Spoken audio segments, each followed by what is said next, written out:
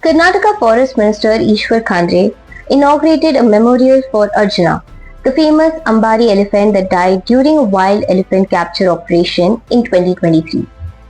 The memorial has been built at the Balikatte Reserve Forest in Sakleshpur Taluk, the same location where Arjuna lost his life on December 4, 2023, while confronting a rogue elephant during an operation led by the Forest Department.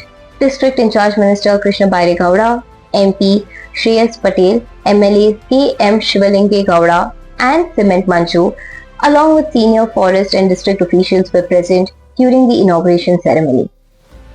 After Arjuna's death, the Forest Department had conducted the elephant's last rites at the same site on December 5, 2023. Nearly 2.5 years later, the memorial has now been formally opened. Speaking at the event, Forest Minister Ishwar Khandre said the government would discuss with the Forest Department and local administration to allow public visits to the memorial in the coming days.